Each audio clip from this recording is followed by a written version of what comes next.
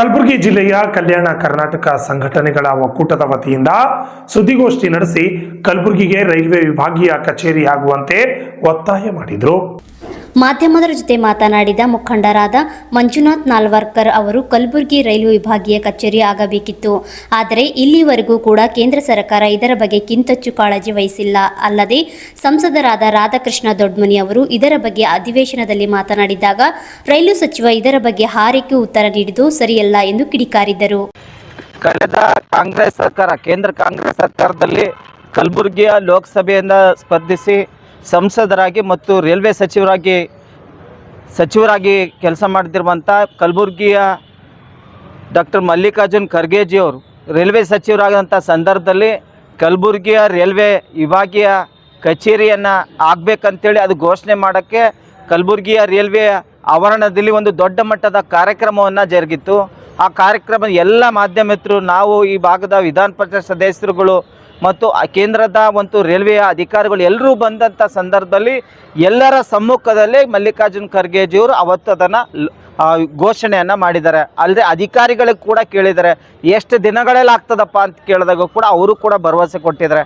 ಆದರೆ ಇಷ್ಟು ದಿನಗಳಾದರೂ ಕೂಡ ಸುಮಾರು 10 ವರ್ಷಗಳ ಕಳೆದರೂ ಕೂಡ ಕಲಬುರಗಿ ರೈಲ್ವೆ ವಿಭಾಗೀಯ ಕಚೇರಿ ನೆನಗುದಿಗೆ ಬಿದ್ದಿದೆ. ಈಗಾಗಲೇ ರಾಜ್ಯ ಸರ್ಕಾರ ಭೂಮಿ ಕೊಟ್ಟಿದೆ. RTO ನಮ್ಮ ರಾಜಾಪುರ DDP ಆಫೀಸ್ ಎದುರುಗಡೆ ಒಂದು ಈಗಾಗಲೇ ಭೂಮಿಯು ಕೂಡ ಅದಕ್ಕೆ ಕೊಟ್ಟಿದ್ದಾರೆ. ಇಷ್ಟೆಲ್ಲ ಆದರೂ ಕೂಡ ಇವತ್ತು ನಿನ್ನೆ 24/7/2024 ಇವತ್ತು ಸಂಸತ್ತಿನಲ್ಲಿ ಇವತ್ತು ನೂತನವಾಗಿ ಸಂಸದರಾಗಿ ಆಯ್ಕೆಗೊಂಡಿರುವಂಥ ಸನ್ಮಾನ್ಯ ಶ್ರೀ ರಾಧಾಕೃಷ್ಣ ದೊಡ್ಮನಿ ಅವರು ಇವತ್ತು ಸದನದಲ್ಲಿ ಇವತ್ತು ಪ್ರಶ್ನೆಯನ್ನು ಮಾಡ್ತಾರೆ. ರೈಲ್ವೆ ಸಚಿವರಾದಂಥ ಇವತ್ತು ಅಶ್ವಿನ್ ವೈಷ್ಣವರನ್ನು ಪ್ರಶ್ನೆ ಕೇಳಿದಂಥ ಸಂದರ್ಭದಲ್ಲಿ ವಿನಾಕಾರಣ ನಾವು ಕೇಳುವಂಥ ಪ್ರಶ್ನೆ ಕಲಬುರಗಿ ರೈಲ್ವೆ ವಿಭಾಗೀಯ ಕಚೇರಿ ಬಗ್ಗೆ ಪ್ರಶ್ನೆ ಕೇಳಿದ್ದೇವೆ. ಆದರೆ ರೈಲ್ವೆ ಸಚಿವರು ಚಿಕ್ಕಬಳ್ಳಾಪುರ, ಗೌರಿಬಿದನೂರು, ಬೆಂಗಳೂರು, ಮೈಸೂರು ರೈಲ್ವೆಗಳ ಯೋಜನೆಗಳ ಬಗ್ಗೆ, ಪ್ರಸ್ತಾವನೆ ಬಗ್ಗೆ ಅದನ್ನು ಮಾತಾಡ್ತಾರೆ. ನಾವು ಕೇಳಿದೆ, ಸ್ವಾಮಿ ನಿಮಗೆ ಕೇಳ್ತಾರೆ ಪ್ರಶ್ನೆ, ಕಲಬುರಗಿ ರೈಲ್ವೆ ವಿಭಾಗೀಯ ಕಚೇರಿ ಏನಾಯಿತು? ಅವರು ಹೇಳ್ತಾರೆ, ಈಗಾಗಲೇ ನಾವು ಕಳೆದ ಬಾರಿ ಡಾಕ್ಟರ್ ಉಮೇಶ್ ಜಾಧವ್ ಲೋಕಸಭೆಯ ಸದಸ್ಯರಾದಂಥ ಸಂದರ್ಭದಲ್ಲಿ 3 ಜನ ಅಧಿಕಾರಿಗಳನ್ನು ನೇಮಿಸಿ ಇಲ್ಲಿಗೆ ಕಳಿಸಿದ್ದಾರಂತೆ, ವರದಿಯನ್ನು ಕೊಟ್ಟಿದ್ದಾರೆ. ಇಲ್ಲಿ ಅವಶ್ಯಕತೆ ಇಲ್ಲ ಅಂತೇಳಿ ವರದಿ ಸಲ್ಲಿಸಿದ್ದಾರೆ. ಆ ಅಧಿಕಾರಿಗಳು ಯಾರು ಬಂದರು, ಯಾರನ್ನ ಭೇಟಿ ಆದರು, ಏನು ಪರಿಶೀಲನೆ ಮಾಡಿದ್ರು, ಈ ಭಾಗದಲ್ಲಿ ಏನು ಸಂಸದರಿಗೆ ಭೇಟಿ ಆದ್ರ, ಶಾಸಕರನ್ನ ಭೇಟಿ ಆದ್ರ, ಜಿಲ್ಲಾಧಿಕಾರಿಗಳ ಭೇಟಿ ಆದ್ರ, ಯಾರನ್ನೂ ಭೇಟಿಯಾಗಿಲ್ಲ. ಅವ್ರು ಬಂದರು, ಯಾರನ್ನ ಭೇಟಿ ಆದರೂ, ಯಾವ ವರದಿ ಕೊಟ್ಟರು ಅನ್ನೋ ಏನೂ ಗೊತ್ತಿಲ್ಲ. ಆದರೆ ಒಟ್ಟಾರೆ ಏನಾಗಿದೆ, ಕೇಂದ್ರ ಸರ್ಕಾರ ಇವತ್ತು ರೈಲ್ವೆ ಸಚಿವರು ಈ ಭಾಗಕ್ಕೆ ಅನ್ಯಾಯ ಮಾಡ್ತಾ ಇದ್ದಾರೆ ಅನ್ನೋಂಥ ಮೇಲ್ನೋಟಕ್ಕೆ ಎದ್ದು ಕಾಣ್ತಾ ಇದೆ. ಹಾಗಾಗಿ ನಾವು ಮಲ್ಲಿಕಾರ್ಜುನ್ ಖರ್ಗೆಜಿಯವರು ತಂದಂಥ ಯೋಜನೆಗಳು ಮತ್ತೆ ಪುನಃ ಇಲ್ಲಿ ಬರಬೇಕಂತೇಳಿ ಇವತ್ತು ರಾಧಾಕೃಷ್ಣ ದೊಡ್ಮನಿಯವರನ್ನು ಗೆಲ್ಲಿಸಿ ಕಳಿಸಿದ್ದೇವೆ ಕಲಬುರಗಿ ಜಿಲ್ಲೆಯ ಜನತೆ.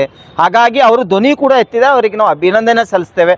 ಹಾಗಾಗಿ ಇವತ್ತು ನುಡಿದಂತೆ ನಡೀಬೇಕು, ದೇಶದ ಪ್ರಧಾನಮಂತ್ರಿಗಳಾಗಿರುವಂಥ ನರೇಂದ್ರ ಮೋದಿ ಅಂತ ಹೇಳಿದ್ದಾರೆ.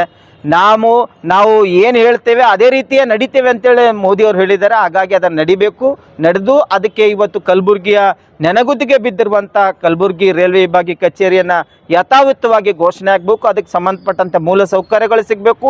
ಈ ಭಾಗದಲ್ಲಿರುವಂಥ ನಿರುದ್ಯೋಗ ಸಮಸ್ಯೆಯನ್ನು ಹೋಗಲಾಡಿಸ್ಬೇಕು ಅಂಥೇಳಿ ಇವತ್ತು ನಾವು ನಾಳೆ ಕಲಬುರಗಿಯ ಜಿಲ್ಲಾ ಉಸ್ತುವಾರಿ ಸಚಿವರಾದಂಥ ಮಲ್ಲಿಕಾರ್ಜುನ್ ಖರ್ಗೆಜಿಯವರ ಸುಪುತ್ರರಾಗಿರುವಂಥ ಇವತ್ತು ಪ್ರಿಯಾಂಕ್ ಖರ್ಗೆಜಿಯವರು ನಾಳೆ ಇವತ್ತು ಜಿಲ್ಲಾಧಿಕಾರಿಯ ಆವರಣದಲ್ಲಿ ಇವತ್ತು ಜನಸ್ಪಂದನ ಕಾರ್ಯಕ್ರಮದ ಒಂದು ಪೂರ್ವಭಾವಿ ಸಭೆಯನ್ನು ಮಾಡ್ತಾ ಇದ್ದಾರೆ. ಆ ಸಭೆಗೆ ನಾವೆಲ್ಲರೂ ಒಕ್ಕೂಟದ ಎಲ್ಲ ಸದಸ್ಯರು ಅವರನ್ನು ಭೇಟಿ ಮಾಡಿ ರೈಲ್ವೆ ಕಚೇರಿ ನೆನೆಗುದ್ದಿಗೆ ಬಿದ್ದಿದೆ, ಈ ರೈಲ್ವೆ ಕಚೇರಿ ಬಗ್ಗೆ ಕೇಂದ್ರ ಸರ್ಕಾರ ಇವತ್ತು ಸುಳ್ಳು ಹೇಳ್ತಾ ಇದೆ, ಅನ್ಯಾಯ ಮಾಡ್ತಾ ಇದೆ, ಅದನ್ನು ಸರಿಪಡಿಸ್ಬೇಕಂತೇಳಿ ನಾಳೆ ಅವ್ರನ್ನ ಭೇಟಿ ಮಾಡಿ ಮನವಿಯನ್ನು ಸಲ್ಲಿಸಿ ರಾಜ್ಯದ ಮುಖ್ಯಮಂತ್ರಿ ಕೂಡ 2-3 ದಿನಗಳಲ್ಲಿ ಕಲಬುರಗಿಗೆ ಬರ್ತಾರೆ ಅನ್ನೋಂಥ ಸುದ್ದಿ ಇದೆ.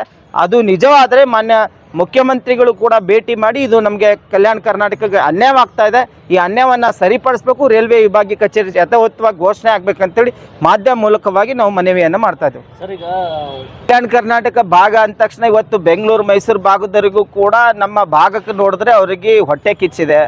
Bureau report RJ32 news Kannada, Kalaburagi.